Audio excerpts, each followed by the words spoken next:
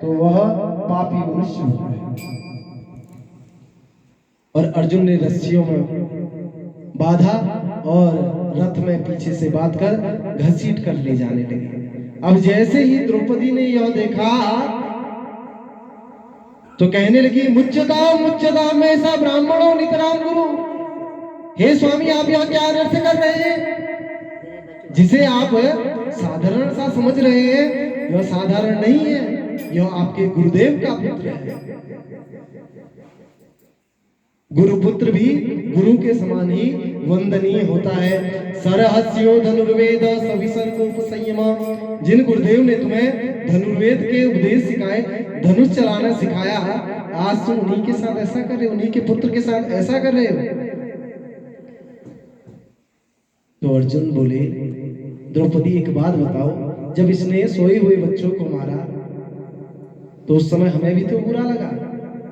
तो द्रौपदी बोली, नहीं स्वामी, मेरे बच्चों को मार दिया तो मैं यह नहीं चाहती कि जिस शोक सागर में मैं डूब रही हूँ उस शोक सागर में इनकी माँ भी डूबे, इसलिए आप इन्हें छोड़ दीजिए। मारो दिदस्य जननी गौतमी पति देवता यथा हम मृतवत्सा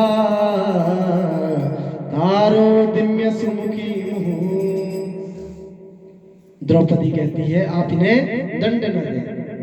धर्मराज युधिष्ठिर भी द्रौपदी की तरफ हो गए, कहने लगे, हाँ हाँ द्रौपदी सही कह रही है, इन्हें छोड़ दो। भीम को क्रोध आ गया। भीम कहने लगे कि आप भले ही छोड़ दो, लेकिन भीम इसे छोड़ने वाला नहीं है। अब दो गुट हो गए, आधे लोग कह रहे हैं कि छोड़ दो, आधे लोग कह रहे हैं कि मत छोड़ो, इसे मार दो। अब अर्जुन ने भगवान से कहा कि भगवान अब आप ही बताइए क्या करना चाहिए। तो कहा, ब्रह्म बंधन हंतव्या आतताई वधारहण मये वो भयमामनातम परिपाय अनुशासनम। भगवान कहते हैं कि ब्राह्मण कितना भी पतित क्यों न वध करने योग्य नहीं है। इसे सुनकर द्रौपदी और युधिष्ठिर प्रसन्न हो गए। और दूसरी तरफ भगवान ने कह दिया, आतताई वधारहण, पापी मनुष्य को छोड़ना भी नहीं चाहिए। अर्जुन बोले, सरकार जय हो आपकी, आपके जैसे दो चार न्यायाधीश और हो जाए फिर तो चल गई अदालत। एक तरफ कह रहे हो कि मारो मत और दूसरी तरफ कह रहे हो छोड़ो भी मत, अब हम क्या करें? तो भगवान कहते हैं कि अर्जुन, मैंने तुम्हें गीता में जो उपदेश दिया था वही करो। भगवान जानना चाहते हैं कि अर्जुन खाली सुनता ही है या कुछ करता भी है। गीता में कहा भगवान ने, संभावित सिचा कीर्ति मरणाधिरिच्यते। भगवान ने कहा है कि मानवीय पुरुषों का अपमान ही उनकी मृत्यु है, क्योंकि जितने बार उसे उस बात का याद आएगी तो उतनी बार वह क्या समझेगा कि मेरा अपमान। ब्राह्मण के तीन वध कौन कौन से बतलाए? वपनम द्रविणादानम स्थान निर्यापणम तथा ऐसे ही ब्रह्म बंधु नाम बधो नान्योस्ति देहिको। एक तो ब्राह्मण का धन हरण कर देना, धन हरण करके उसे बाहर निकाल देना। दूसरा, उसका मुंडन कर देना। और तीसरा, उसकी बेइज्जती करके उसे घर से बाहर निकाल देना। यह तीन वध बतलाए गए। अर्जुन ने भी वही किया। अश्वत्थामा के सिर से मणि निकाली।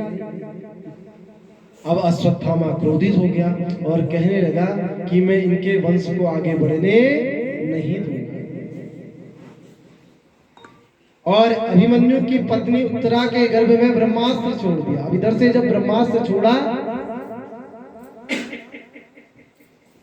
तो उत्तरा भगवान के चरणों में आ गई, भगवान के चरणों में गिर गई, कहने लगी कि हे प्रभु, मुझे इस ब्रह्मास्त्र से मेरे गर्भ की रक्षा कीजिए। और चरणों में गिर गई। पाहि पाहि महायोगिन देव देव जगतपते नान्यं तद्भयं पश्ये यत्र मृत्यो परस्परम।